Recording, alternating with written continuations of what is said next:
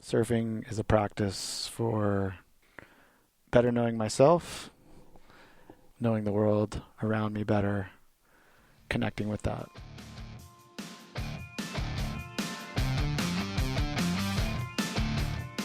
Welcome back to the Surf Mastery Podcast.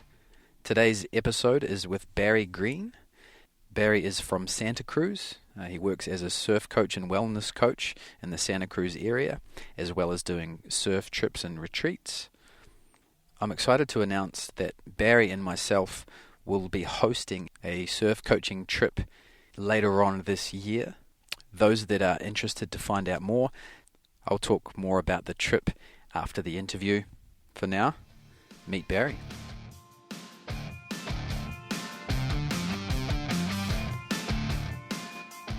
Why surfing? Why do you surf? At this stage in the game, 30 plus years into it, I feel surfing is a practice for better knowing myself, knowing the world around me better, connecting with that, connecting with the energy that runs through me, through the,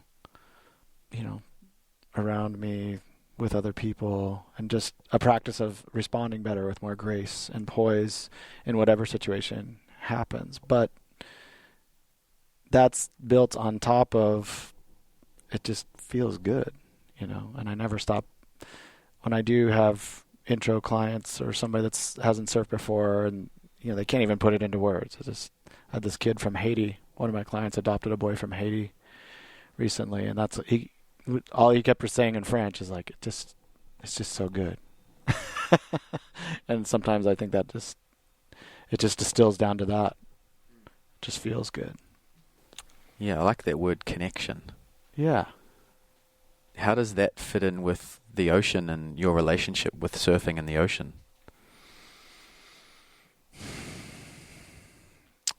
Well, I feel like my connection with the ocean is just beginning in a lot of ways, but that connection on a deeper level with not just playing with a wave on the surface and getting something out of it, is just beginning on these deeper layers. But if you going into a session and you might be wound up about something in your day, in your life, and as soon as that water touches your skin and your feet leave the ground, you're on your board. You're present. And I think for a lot of people that may be the only, if you're not meditating or practicing other kind of mindfulness, be here now, be like the water. It's just reminding you where you came from, who you are, how insignificant everything you're worried about is. But then that act of tapping into the energy, into the water, and playing with it and having it, push you and play with you and pull you under, whatever it does, it just, I think you, as on a human level, we seem like these separate, indistinct individuals that are separate. We're separate and perhaps going against nature in so many ways. But that water just reminds you of how really interconnected we are, and that to appreciate that and just to play with it. What is it that limits the depth of your connection? I think limitations are largely self-imposed. What's possible? What do you want to do? I think some people. I know when I first got in the water, no one in my family surfed. I had no introduction as a young kid, but something about it grabbed me, and just I had to keep going it, and that took me so far. And my limitations came more to like, well, what am I afraid of, or what do I think I'm afraid of? That whatever the unknown is, and in the ocean, the unknown is right looking you back in the face every moment, But so I think with the people that I'm working with, a lot of the time, their limitations are some type of fear, some type of unfamiliarity with their surroundings, with what this water is, with what the ocean is. It's so big. You're not in control. You're surrendering. You're vulnerable. As soon as you're out there, you're vulnerable on levels that you don't. We're always vulnerable on land, but out there, it's just palpable. So I feel like that, that fear and self-imposed limitations. I can do that. I can't do that, or I shouldn't do that. I can't do that. I need to stay safe. Those type of filters, and it gets into just real primitive stuff, and then just acquired personality stuff and preferences in life. Of how much we want to be in control or not in control.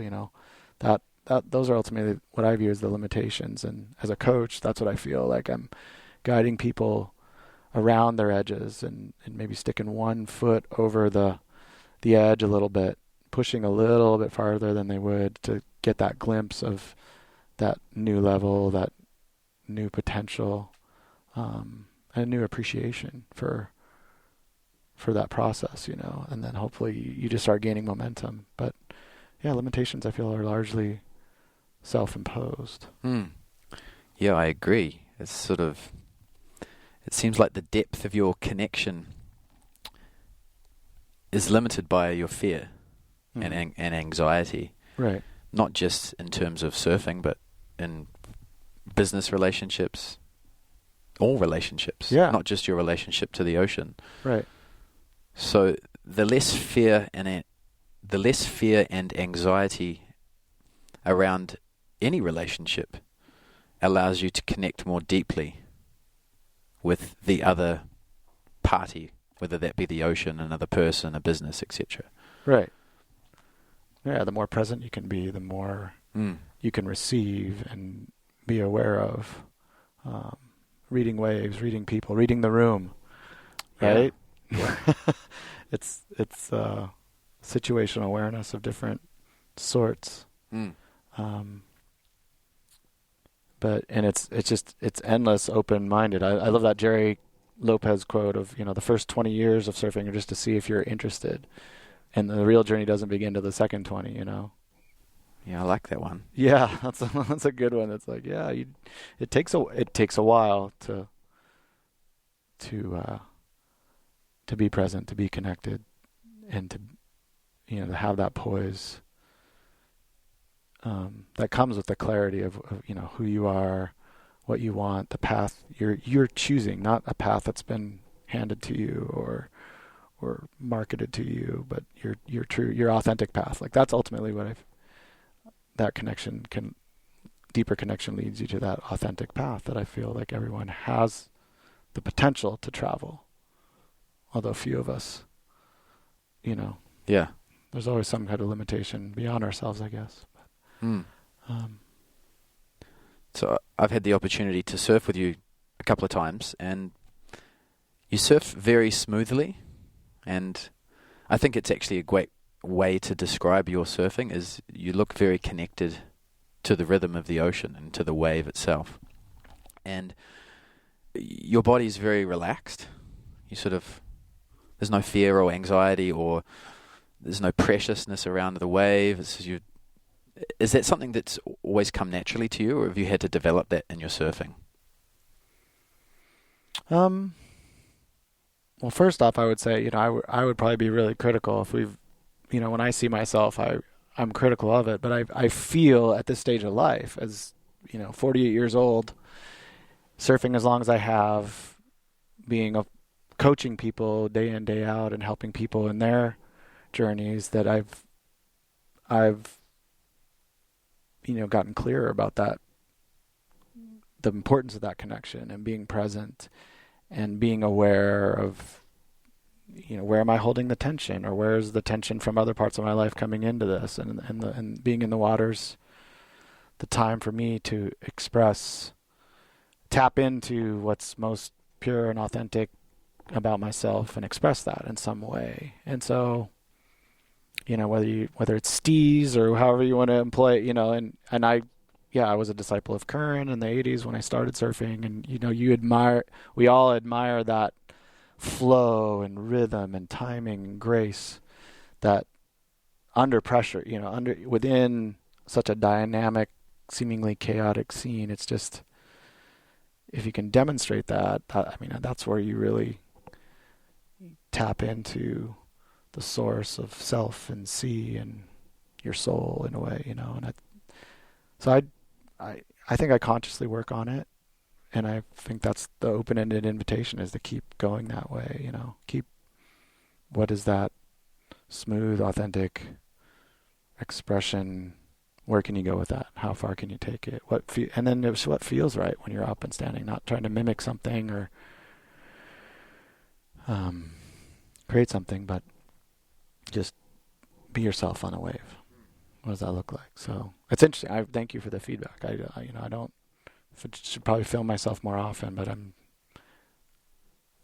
my practice and my personal surfing and progression is trying to model the people that I look up to as surfers that are poised always.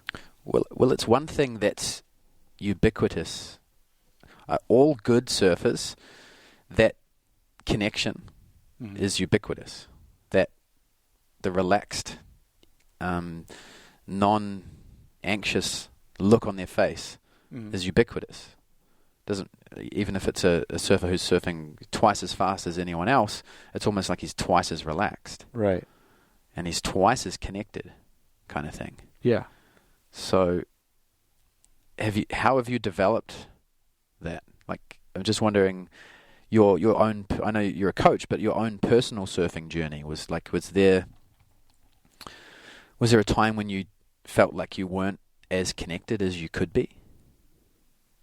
And how did you progress your surfing personally? Yeah, that's a great question. Where I'm going with that right now is when I competed as an amateur, in my late teens, early 20s, and noticing the competitive pressure and how the stress of that would affect my body, and how I would often not surf what I felt surf to my potential, and then immediately after, usually a comp surf is as smooth and as relaxed as I can. But I think I've trained more recently. I feel in a way I'm surfing as better as I have ever, and that smoothness, I practice it. It relates to my, when I'm driving in my car, just my awareness, my personal awareness, my practice of awareness. What quality of thought am I letting persist? It gets into that mindfulness practice of just thoughts can be just like clouds floating through the sky. What am I going to grab and hold on to, or am I holding on to something I don't want to do? And when I get on a wave, can I let go of everything I'm worried, whether I'm worried about somebody else or the technical nature of the wave situation I'm in. When a perfect wave comes to you amidst a crowd, you can build up that, I better not blow it, this is coming. But I just, the maturity at this stage of my life, I feel, is like the practice of awareness is really what's brought me. It's probably reflected in my physical presence out there, I would imagine. And being on the right kind of board, being on a board that feels like the right tool for me to express myself, or paddles well, fits me, taps into that energy source the way I want to, getting really clear about that. Putting all those pieces together.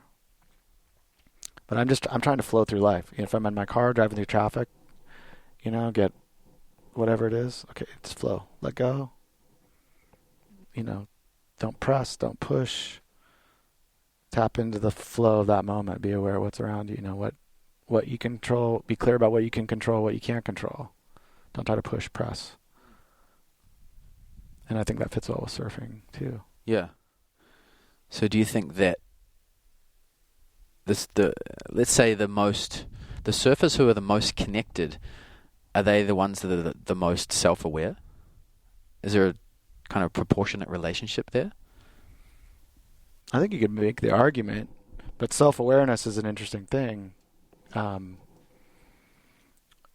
Maybe someone's... So I think that argument holds true most self-aware in the water or most self-aware on the wave, right? Because that self-awareness may not translate into life on land, right? Yes, of course. Just like all the athletes or performers we admire, right? When they're on stage, when they are in their element, they are performing things that few can. They're in the zone, they're in the flow, and we admire that. But that doesn't necessarily translate to all aspects of their lives. But I think, in the water, surfer, good. You watch Slater, John, all the best of the best, even whatever they're doing. Whoever gets our attention, it's because they are self-aware, like no other on a wave, right? Yeah. But it sounds like surfing is somewhat of a laboratory for you to build that self-awareness, to build that control of your fear, and to build that or deepen that connection. And then you're taking that into other aspects of your life as well. Yeah. Like driving. Well, yeah, just simple things. Parenting. Yeah. Partnership. Business. Yeah. I think it all applies, all applies. But surfing is certainly my primary. When all else fails, when we start philosophizing and digging into the textures and layers of life and existence and get all esoteric, you got to shut down, or politics, whatever it is, you get overwhelmed. You just got to go surf. It is this practice for self-awareness, and I'm personally drawn to that interconnected relationship between and using surfing as a practice, and that's pretty much what I present and offer to clients is the same thing. What there's some type of a Zen proverb or quote of what is wisdom? And a student asks, well, what is enlightenment? What is wisdom? And then the teacher responds, well, what is an appropriate response? They didn't respond with the answer, respond with another question. And in all the teachers I've had, that's been the same thing. I think the ocean just gives you more questions than answers, but we keep going after it.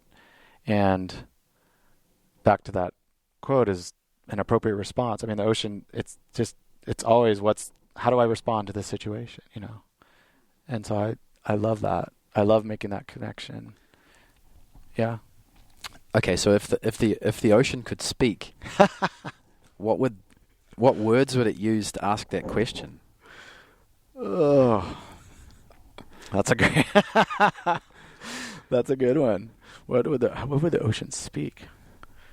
Whew. About how to respond, or how. For me, I think it would be like when I see a wave coming. It's kind of like the wave is sort of saying, "How do you want to play with me?" Mm-hmm. Like this, is play. Almost surfing is just playfulness. Yes, in its purest form, and maybe that's the question of a wave. How do you want to play with this? How do you want to play here? Yeah. Yeah, you play. The flip side of play might be, paint me. Like, here's this canvas, here to express yourself. Know yourself through this interaction with me, right? Yeah. Do you feel, I would say it's fair, and I'll ask it to you, do you feel you know yourself best as a surfer, like in the water when you're surfing? You feel most connected with you as a person, or I would say yes. Most alive? A lot of people are playing that. I feel most alive out there, right? Yeah. Yeah. That would probably be true with most people listening to this, because they identify themselves as surfers. Yeah. Obviously we're, employees and employers and other things, but, surfing's that, like you said, where you feel the most you. Right. Yeah. Yeah. It's kind of like the ocean asks you questions it doesn't care about the answer. No. It just accepts you for who you are. Like, Right. whether you bog rail or whether you do an air, the ocean doesn't care. Right. That wave is still going to do its thing. Right. And it's always going to be there.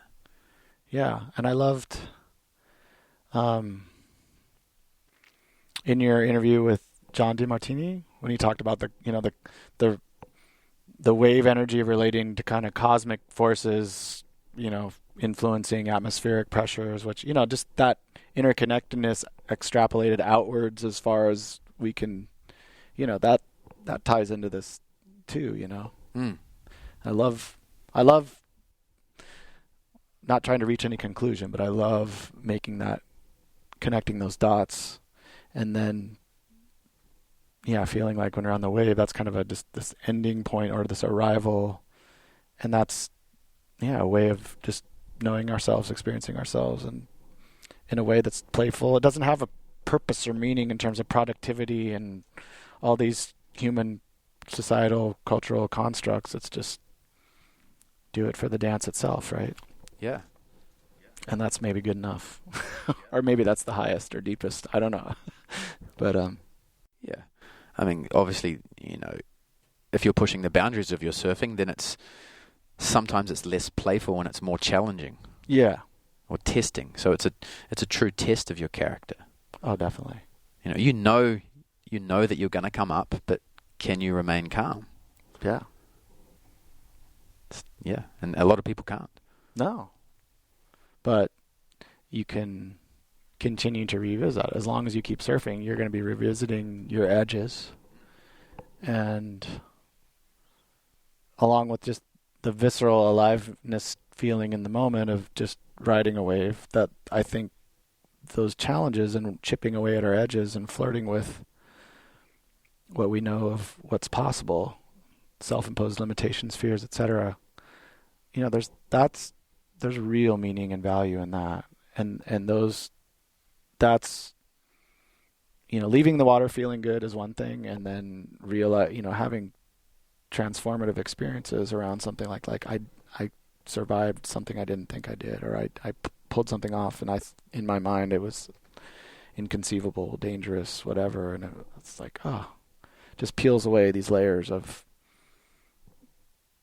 that allow you to have just be a better version of yourself, which I think translates and has a better effect on all those around you. But yeah, along with that, doing something well, just bringing it back to a smaller scale, like the technical aspect, ripping or shredding. That's something I've been thinking of lately, like the origin. Where did this rip, shred, where did those terms come from? Because they're very tear it open. I've always understood it on the surface level, but I've almost thought of, they're analogous or metaphors for, peeling back those layers and getting deeper. Not only, when we watch a good surfer, you're ripping, shredding, and they're just very similar terms from, I think, pretty much derived from surfing. Yeah, what do you say? I mean, are those ubiquitous in parts of the world? Down. Yeah, definitely. It's an interesting question. I don't know where I should look that up, but it's interesting that those have landed as kind of universal surf terms for good surfing, for flow. People in rhythm, people with that awareness on a wave, and we're talking. It's ripping, shredding are these common terms. Yeah. I guess literally you're ripping and tearing the fabric of the wave. You're ripping into the water. You're shredding the water apart. Sometimes it doesn't feel like that though. Yeah, it's not that's often how it's described by the onlooker. The surfer that's doing that is saying, "Oh, I felt like I was flowing, or I was powerful, or I was going fast." Mm-hmm. They never really, "Oh yeah, I was shredding it. I was ripping it up out there." Yeah. That's not what you... Other people describe it, yeah. Mm. If you're self-aware on land, you're probably not going to say, "I was ripping, shredding." That's... Yeah. But... Although I think sometimes that might be a goal of a surfer. I want to learn how to rip, or I want to learn how to shred. But now that we say it out loud, I think it's not necessarily a bad goal but No, no, no. but it could certainly be worded better. Yeah, Oh, I want to learn how to harness the power of the wave. right. And when you lock into that feeling, someone else is watching you, you're shredding, Yeah. kind of thing. Yeah. Well, what I didn't do a good job of articulating was that the ripping, shredding, cutting in the fabric of the wave and just having exemplifying power and precision, dynamic movement, great. But then it goes, you're shredding and ripping through the layers of what someone thought was possible in a wave. When I watched Dane Reynolds do that turn he did at Haleiwa a couple of years ago in the contest where he just, you're breaking through boundaries, which was what we were talking about earlier. So that the ripping and shredding, I feel, applies to that. It actually bridges a lot of the more superficial stuff with these deeper levels. But and certainly just having a goal of ripping and shredding, there's nothing wrong with that. It serves a purpose. It's whatever motivates you to do better. Having a goal doesn't have to have it doesn't always have to have a deep meaning or a deeper purpose. I want to just do a wraparound rebound that flows and feel what that feels like, and not just I know what it feels like, but I can't do it. Helping people through that journey is really enjoyable. And have you seen some clients go from? Have you seen any stark contrasts in surfing ability with any clients? Any stories around that concept? Yeah, of course. I mean, I'm always in process with various people, and I can think of one. I had a woman that she's coming to mind. She had never surfed, and actually found her way to the Santa Cruz area just for treatment for a medical condition that was potentially terminal.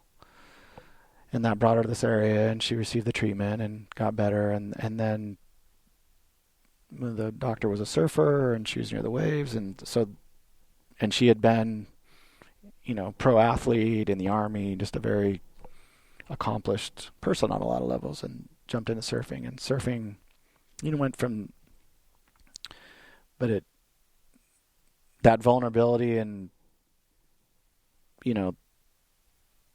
was something that hadn't experienced in the water, brought up a lot of stuff. And guiding, just being the trusted guide in that process and teacher to all the potential and talent was there, but to slowly work through the basics, the fundamentals, and to get to the point where you're getting the board on rail, riding bigger waves, and being able to express yourself to match your skills with your intention. Yeah, that was something we were able to accomplish in a couple of years.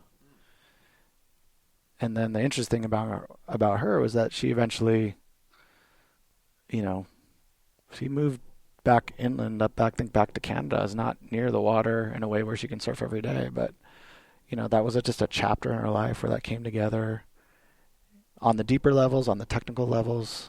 Get somebody just to be able to catch and read a wave on a very very primitive level, and then get them to turning, carving, making their statement on a canvas. And then for that particular person, it was enough. It was interesting.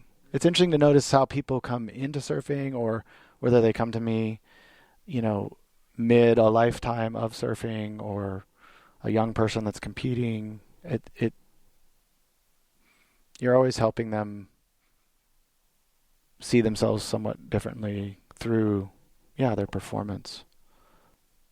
And the way they connect with the ocean. The way they connect with themselves and the ocean, I mean, it's us that's that bridge between, how well you're connected with your intention. Like, how do you want to express yourself? And then all the little things you have to do to in between the big moments, the big technical parts of some kind of turn. There's all the little micro movements, micro awareness. When you were speaking to me about, field of vision and just, all those little things in between add up. And it's fun just to guide people's attention to where they're blind or missing something and see how it connects. And all of a sudden, the performance unfolds,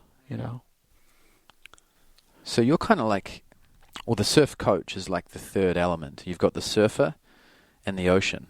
Mm-hmm. So what is the role, or what do you see the role of the surf coach? Yeah. Or maybe, how do you personally see your role as a surf coach? As a guide, as almost a guide to guiding people's attention to where, first off, it's just my job's to assess, okay, where is this person coming from? What are they bringing to the table? And where do they want to go, or where do they think they want to go? Right? So a presenting issue. And it could be, I'm not winning anymore, or, as a competitive surfer, it could be I've been living my life a certain way and I've always wanted to surf. I want to surf, whatever it is.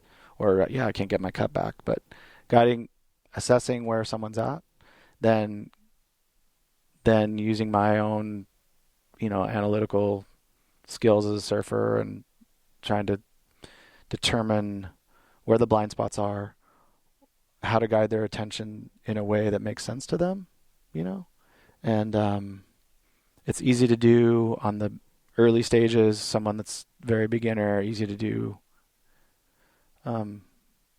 Easy technically to do at a higher level, just when you're refining things, where I think it tends to be more mental and just having the right systems in place and training. And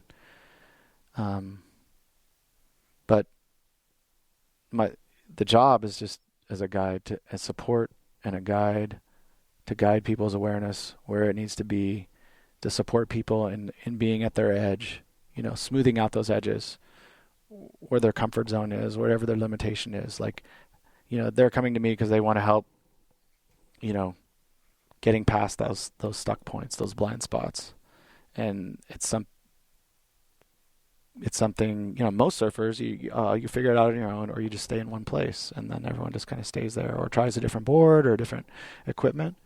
And I feel like, my role is just to help push them compassionately past an edge, and then give them the technical steps on how to do that in the water, in their other training, in their life, and really just talk about it clearly and get them to really tap into what is it you want here? Why are you here? What do you want? Why do you surf? That's probably a big part of it, is helping them to understand the why and where they want to go with it. Right. Like matching, what was your words? The skill with the intention. Mm-hmm. Yeah. I mean, as a human being, I think that just feels good in whatever it is, right? You're matching. Sometimes you're just following along and maybe doing something skillful, but it may not be.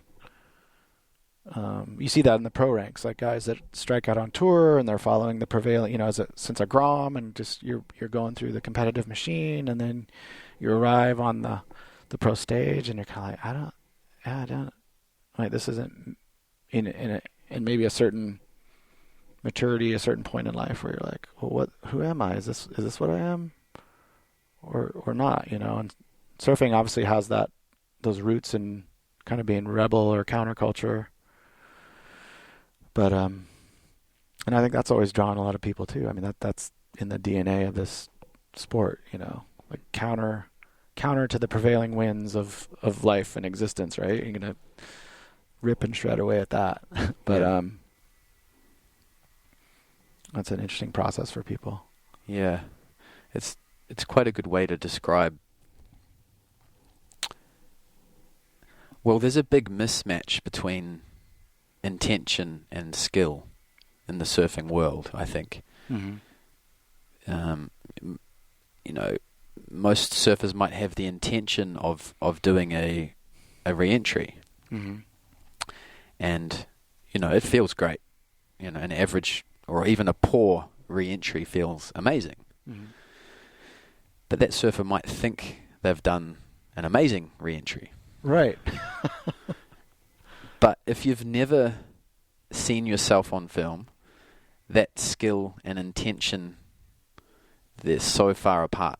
Right. Like, so far apart. So self-awareness, I think, if you've never seen yourself surf on film, then you probably have no idea Yeah. what you're doing. Right? Yeah, blue pill, red pill. Yeah. I don't want to know. Yeah, most people Just don't. let me think I'm a legend in my own mind. It's good. Yeah, and that's fine as well. Right. But if you're serious about, If you're serious. if you want to learn how to surf bigger waves or heavier waves or go on a trip, then, I think that's the first step is, okay, where am I at? Yeah. And most people don't know. Most people's skill and intentions are so far apart that, Right. they think they're good, but they're not. Right. So, yeah, it's an interesting way to put it, and I like that. Skill and intention. That's the role of a coach. And if someone's coming to you, they're having that, they're committed and they care enough to okay, just give it to me straight. Yeah. And let's do this. Yeah. Usually. Some people start that way and no. Yeah, it's strange how most people will happily go and spend $700 on a new board, but go and spend $700 with a coach. Your surfing is, 8 sessions with a coach, and then that's far better than buying a new board for your surfing. Probably. More than probably. I can speak from experience on both sides, having been a coach or having, I am a coach and having been coached myself. Right. I wish I had spent more time on surf coaching earlier. Right. In my surfing life. Yeah. No, for sure. You it's a catalyst. And you can it's really that point gets really driven when you just as a coach you tell somebody something really simple and it just connects the dots that makes a connection in the circuitry that hasn't been there for maybe a long time, But skill, intention, being able to perform and match those. Not much else feels better than that. But then pushing, then it's, we were talking earlier about life and just keep learning, don't just stay there in that realm of competence or mastery, keep pushing. The surfers I look up to are pushing the limits for themselves, because they know awareness in the ocean or mastery of the ocean is not a static destination. There's always more to learn and experience, whether it's critical big waves, barreling waves, or whether it's taking the fins off your board or trying some different design or surf switch for a week. Yeah. Surf one way. Give yourself a week where you're going to go out in the water. You spend at least an hour in the water, but you get only one wave, and then go through the process of which wave is the one that I want. Make it really worth.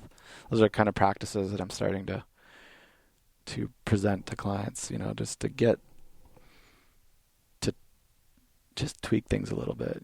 Surf switch all week. Only allow yourself one wave. Different ways of just mixing it up that make it interesting and keep you moving and appreciating this process, that open invitation from the ocean to hey, come come play, come paint. Yeah. How did you get into surf coaching? My story is starts probably with a summer camp in the mountains, far from the ocean, but steeped in grandeur and natural beauty, where I went. It was the only place I would leave the coast for as a young person, and they'd basically take you out in nature, climb mountains, raft rivers, be in the wilderness, and push your limits, and then feel the support and the love around you. Feel that guidance, right? Both from your peers and counselors / coaches around you, and connecting with that bigger resource that's around you all the time. So that experience had profound impact on me as a person, where I started to understand myself better. But surfing was my one true love as a sport, the thing that had grounded me, that I'd put more time and energy into anything. And the circumstances of my childhood were such that once I found it, I was able to, put myself into it as much as I wanted. So then later on in adulthood, I was working with homeless kids and families. My background was in social work.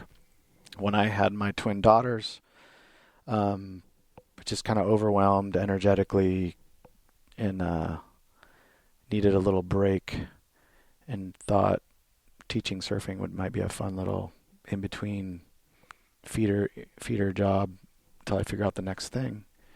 And I ended up working for one of the local surf schools for almost 3 years in a semi-full-time, about as full-time as you could hope to. And a lot of surf classes, a lot of pushing people into waves and just learning that it takes a lot of skill to do that the right way and keep people safe and work with people that aren't necessarily in their bodies that much. But then I got to do private lessons with people that were, that cared about their learning and were actually trying to get into it. And it was those experiences where I thrived, and where the feedback I got from people was really positive. Like this one client said, I don't go to my therapist the weeks I have surf lessons with you. And that planted the seed. Wow, it's powerful. Yeah, I was like, oh. And that connected the dot with the camp experience, and kind of connected the dot with the places and positions that I had been in my life so far, where I felt most alive and most of value and most contributing as a person, as a being, where life made the most sense, where I found the most flow, or in these kind of helping positions. And so then 10 years later, when I was going through some big life changes and divorce and stuff, and kind of reevaluating how I was making decisions and navigating through life, I'm like, well, all right, let's recalibrate, and let's maybe bring this vision that you had of that seed that person planted about, helping, connecting surfing and your passion and path and that to something. And so I went through a life coaching program because I felt that would give me some skills, some people skills, some further people skills, and just put it out there, make a website, and little by little it started going along. But you have to really love that interaction and really be able to not worry about how much free surfing you're missing and how many good waves you're missing. You have to really enjoy that interaction, I think, to do it well. But it felt really empowering to be doing something that combined what I felt was my calling in life, so to speak. You arrive in that place when you connect with that, and it's empowering. So obviously your clients are learning from you. Yeah. What are you learning from them? Excellent question.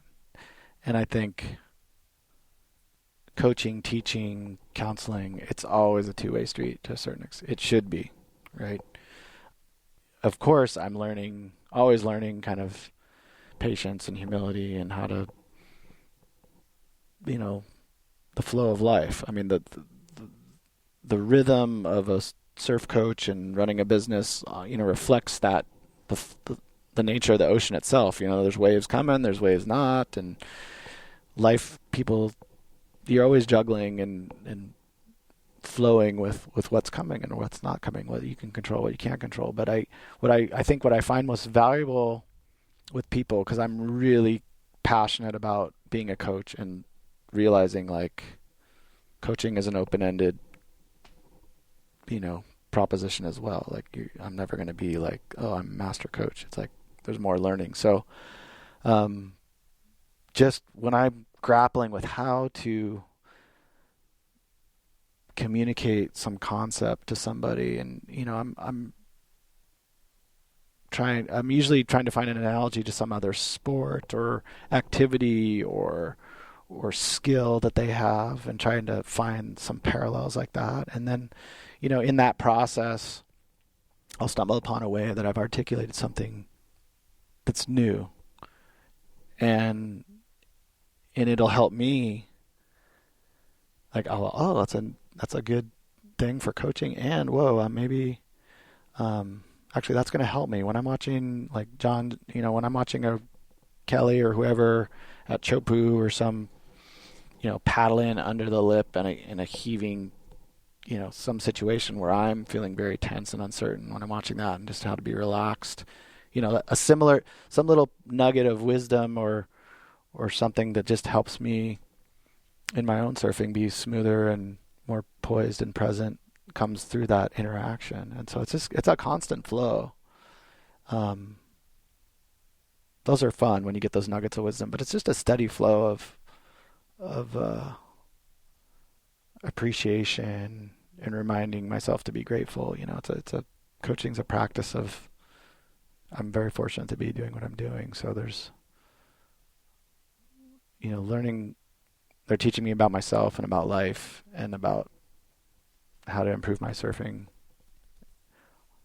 Maybe not as much as I am them, but in a way, I'm definitely getting something out of that interaction.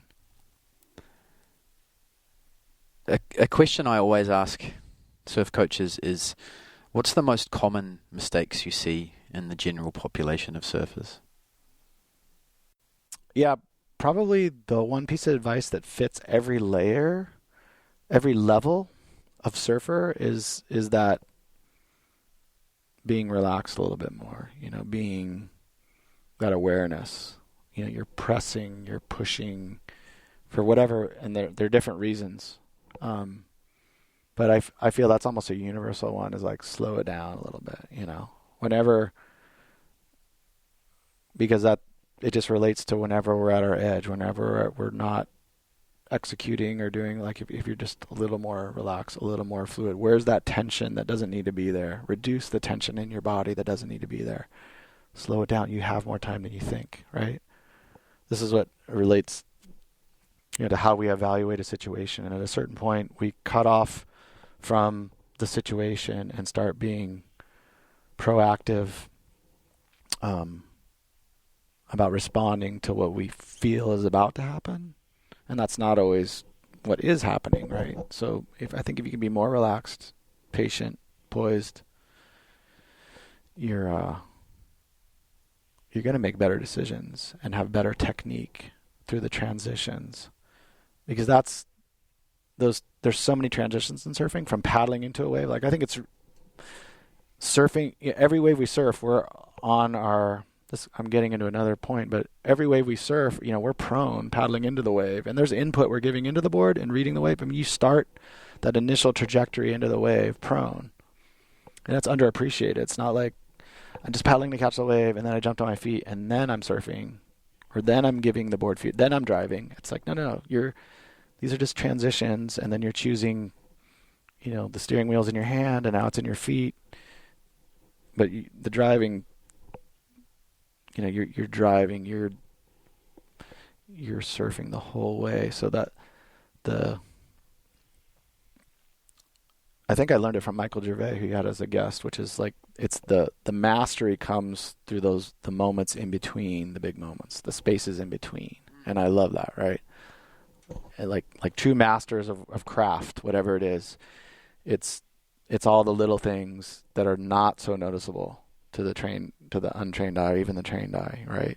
In all those little movements, the little awarenesses, the decisions, then those big moments where we're ripping, shredding, performing, feel good, the results come.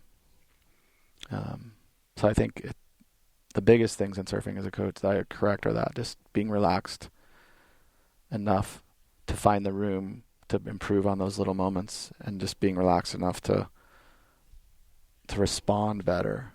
And I think a lot of people in our culture, we're so what I learned in the life coaching program was Western culture, we're a lot in our heads and our hearts. So if you kind of like hold your hands to your body, your abdomen, like we're not connected to our center so much, even though core muscular we might be, but kind of kinesthetically maybe not so much. And then you get down into your lower body, and a lot of people aren't there. And I think that's a big one as well, just on a pure physiological level. Is like, are you occupying your entire body from fingertip to the top of your head to the tips of your toes?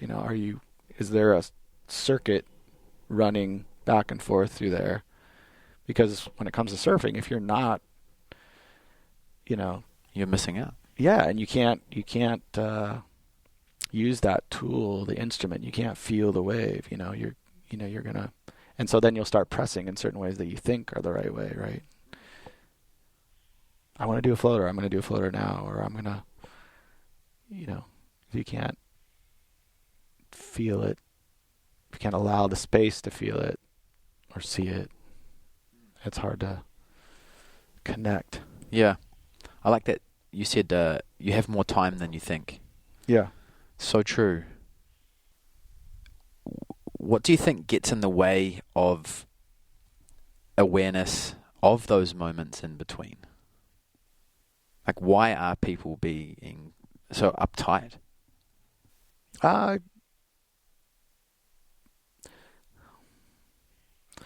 Consumptive mindset, right? We're always consuming, right? And I think a lot of times you can approach your surfing that way. I'm out there to get this. I'm out there to get the wave, and that so that I can perform and do X, Y, Z, and then I'll feel good, right? And that's like a very surface layer. Repeat the question. Can you? You say what gets in the way of those little moments? Yeah. Yeah.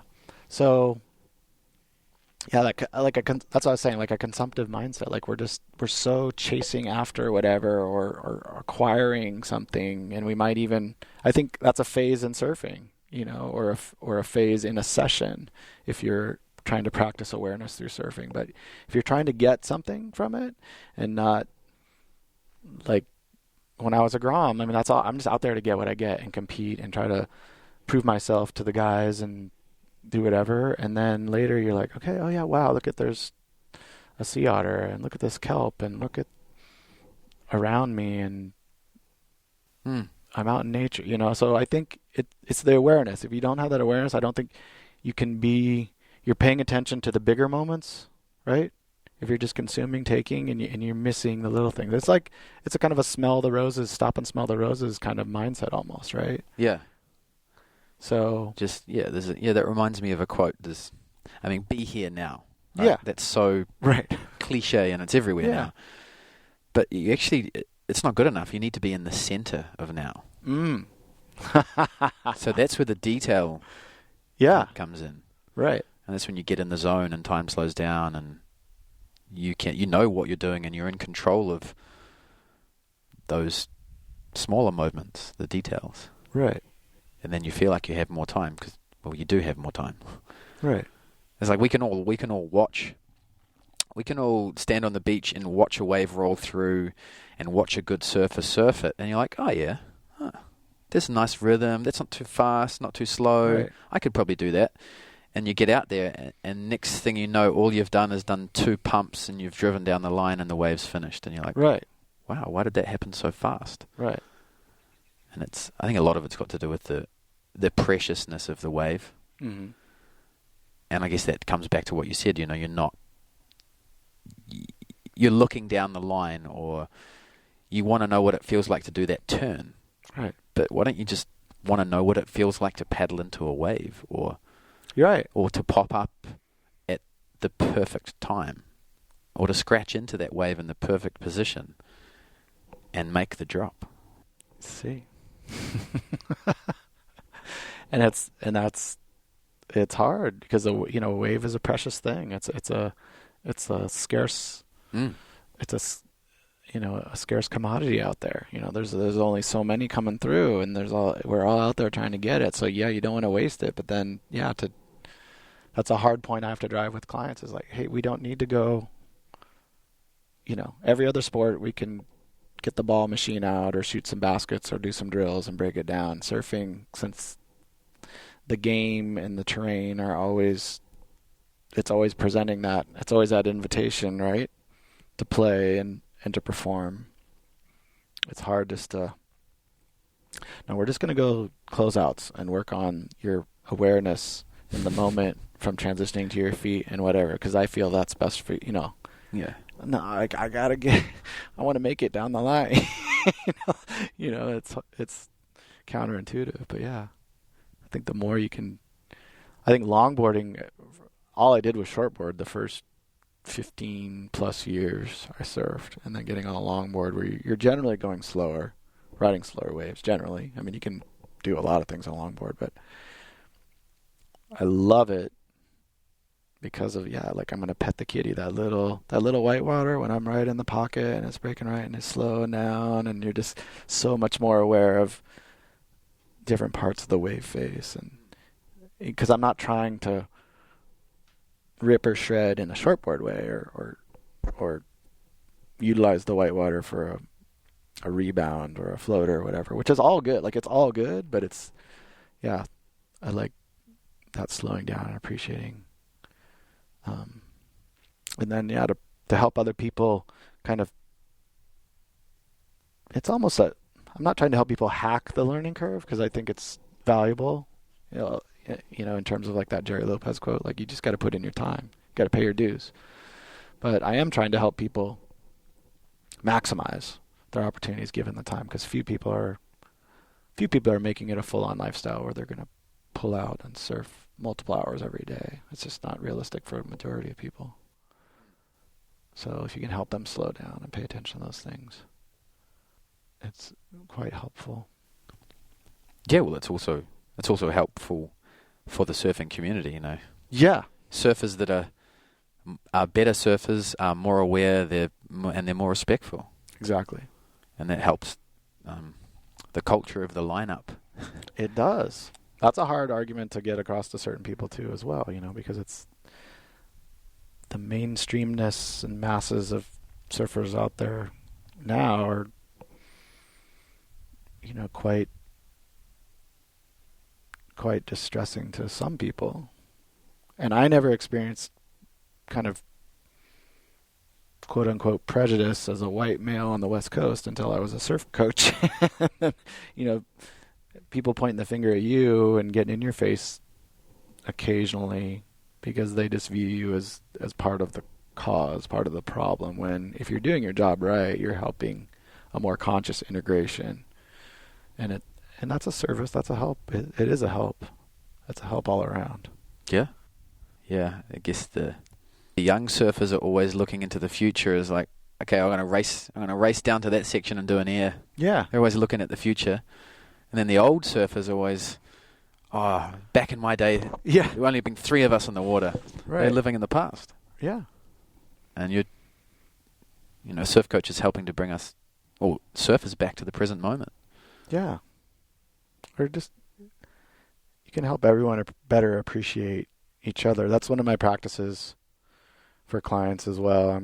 I've been working on this journal, a surfing journal project that I want to present to my clients, where they can chronicle sessions and make note of their mindset before and after, but also in there is a little coach's checklist on like, did you notice some nature around you? Did you acknowledge other people in the lineup? Just tackling awareness from different things. I mean, I think that's important, at this stage in the game. Like, hey, it's not adversarial out there. And it's hard for sometimes me to even maintain that, even when the surfing we've done out the last couple of days here, wasn't super crowded, but it's really easy as a longtime surfer to kind of fall back into like previous patterns of like, I'm going to go get, I wasn't doing it too much, but it's got to catch yourself and just detach. That's another skill set as a good coach, detach from just the up close, being right in the moment. It's good to be in the moment, but sometimes you got to detach, get perspective, recalibrate, get back in. But yeah, there's a lot of work to be done, and I'm studying surf culture and know what's the local surf culture here. I have a pretty good handle on, but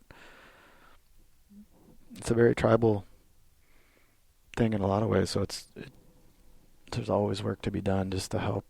The one thing as a coach, because this is a really powerful thing that I've realized.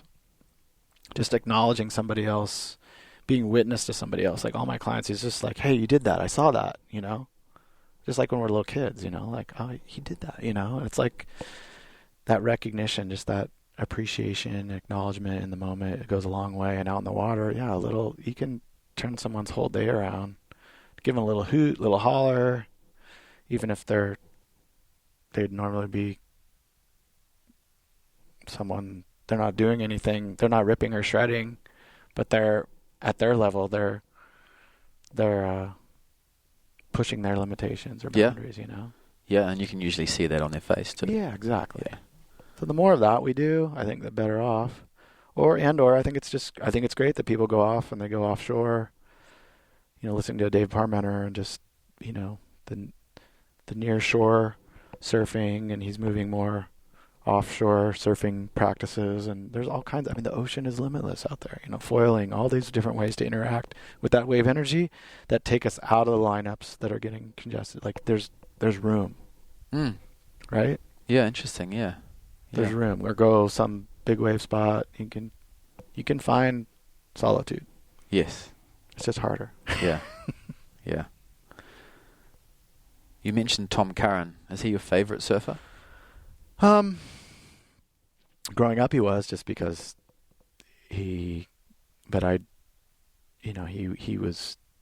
bringing something different style-wise that I think caught everyone's attention. That same type of poise and grace and style that, weaving big moments, doing all the little things in between. There was a mastery there that just caught everyone's attention, right? And then later, probably now, I'm just on the Slater bandwagon as an older guy, just loving how he's pushing his limits. In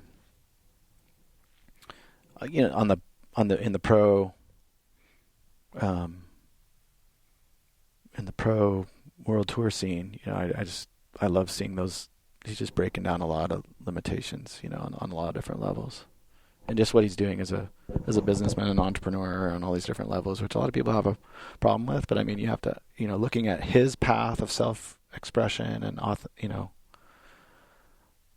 the life coaching program I went to left you with a question of, what if you're fortunate enough to live a life where you can design your own life, so to speak, or ask the questions, what do I want to do? What do I want to be?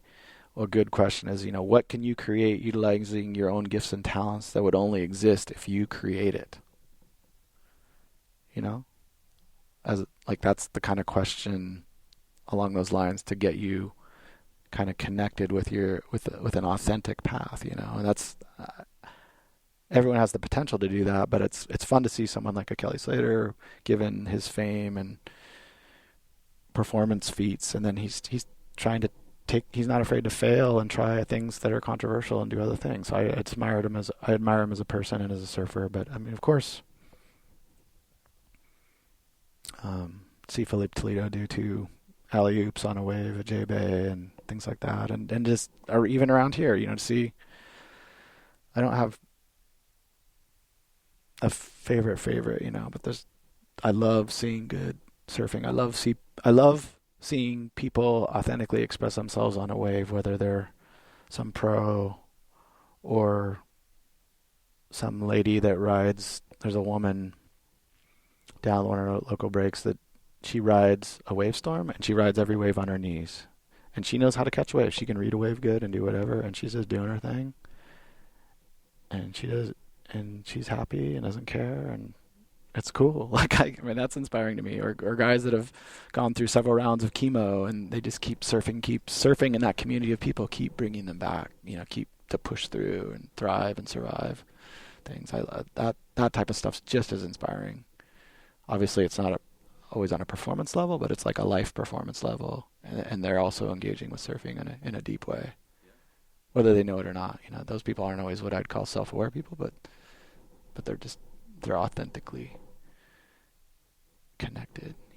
So I love observing that. As a coach, that's what I'm doing. I'm observing and awareness through surfing. Yeah. Something you said before that Yeah. stuck with me. Yeah. It's a good term. Yeah. Board awareness, body awareness, wave awareness, ocean awareness, self-see, surroundings. I don't know what it means, and yet it seems to mean everything. Like it seems to mean enough to keep, moving forward and evolving as a coach and person. I'm really fortunate. Yeah. Okay. So what's currently your favorite surfboard? Yeah,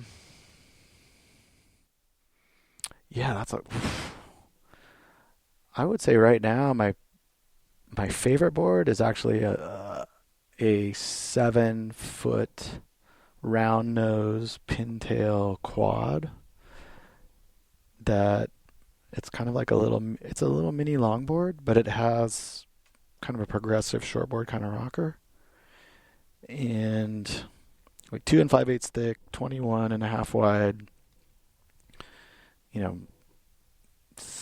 17 and a half nose, and probably like a 14 tail. And just like if I had one board that I had to bring with me anywhere in the world, I could surf, probably have fun connecting with that wave energy in any size surf on something like that. There's probably a lot of more iterations to go, but right now that's my favorite. Awesome. Any final words for the surfing community? Nah, I'm not. Just been a pleasure to meet you and pleasure to get to process and express